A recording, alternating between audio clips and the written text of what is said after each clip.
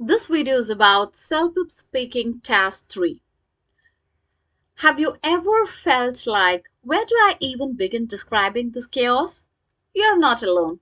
But today, I've got you a brand new system, a simple, creative format that will help you describe any scene with confidence, structure, and fluency.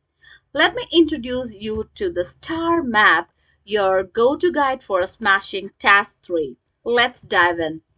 Instead of speaking task 3, you will see a picture, often chaotic, funny, or action packed, and you have to describe everything you notice within 60 seconds.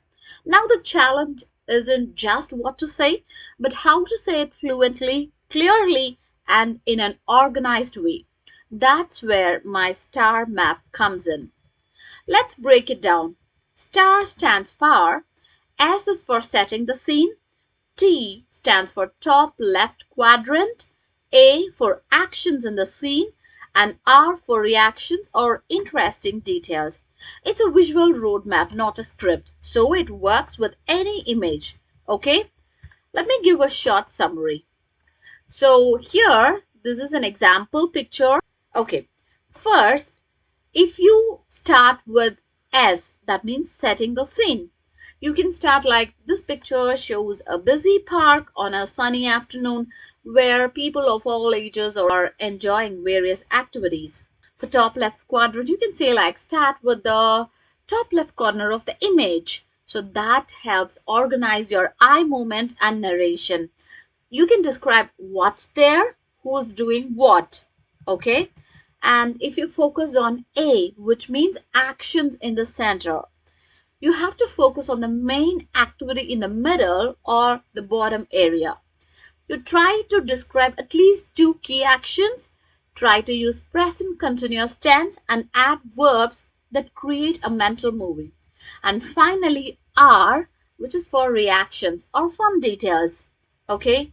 You can go for extra spice like funny, emotional, or unexpected elements. Got it? Now, as I told you, you can just pause the video and observe this picture, identify the key elements of STAR strategy, and come up with your response. Let me proceed with my response. This is a bright and colorful day at the park where people of all ages are enjoying themselves in different areas.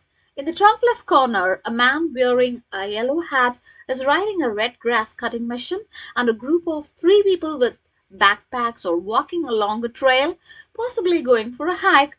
Nearby, another man in red and black shirt is walking down a hill with a cheerful expression. In the center of the picture, two boys are playing a tennis match on an outdoor court. One of them is jumping in the air to hit the ball.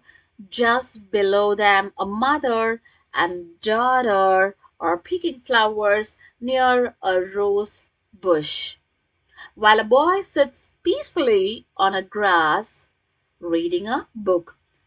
Further down, we see a little bridge over a pond with ducks swimming in it.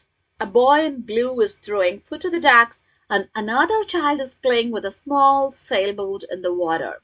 At the bottom of the image, a family is enjoying a picnic. There is a man serving food, two girls sitting on the mat, and a woman in blue happily watching over a toddler. On the right side, a boy is trying to pull a kite out of a tree while a girl in yellow dress watches.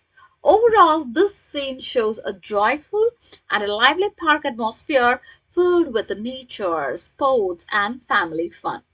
Let me tell you, how did my response fits into the star map strategy? First of all, I had clearly set the scene.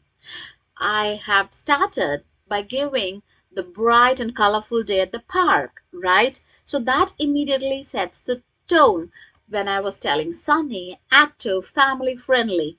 That helps the listener picture the environment.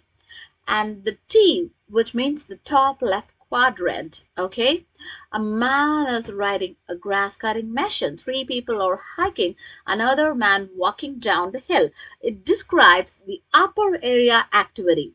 No assumptions, it is purely based on visual evidences.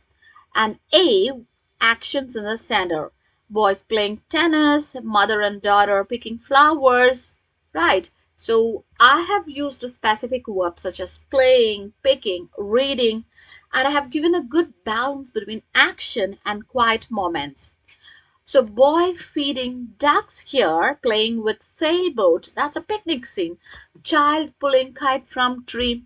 Everything sounds very realistic, emotional inferences.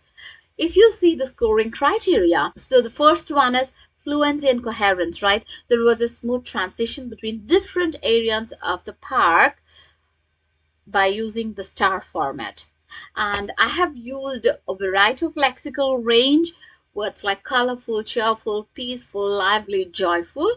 And there was a proper grammar and accuracy because I have used present continuous tense, words, phrases such as is riding or walking, is playing, or some of them. And if you look at the content relevance, yes, it's 100% image aligned. No made up events, a wide variety of age groups and actions, everything got covered. Okay?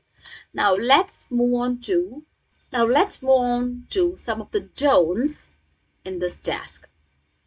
First, don't just list objects. I'll tell you why.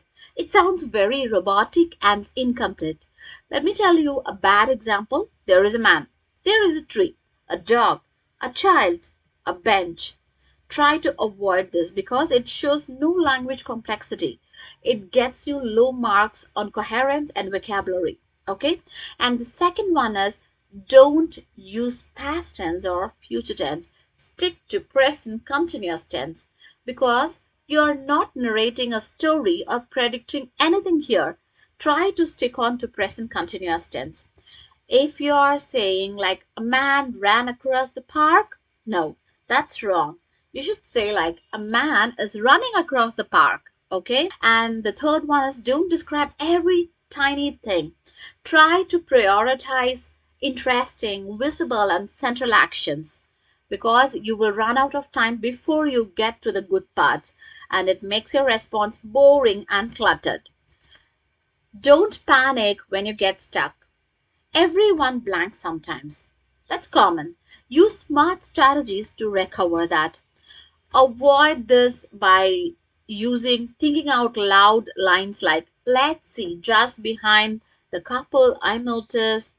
Try to give the natural pauses and try to refocus instead of saying, and don't use fillers, okay? The next one is don't use the same words repeatedly.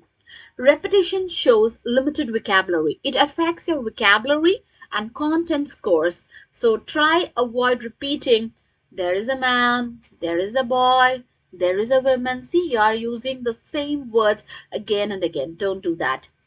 Don't memorize templates. Try to be very natural.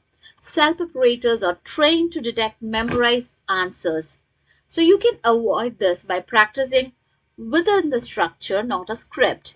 Try to use fresh examples every time when you are doing the practice. And don't end abruptly. It sounds incomplete, right? Instead of ending like that's all, try to sound it for a better ending, such as the scene is full of joy, movement, and little moments that make the park come alive. It sounds more realistic and gives the complete closure. Got it? So that's all for today's video. Kindly like, share, and subscribe for more self-help tips. See you in the next video. Bye bye.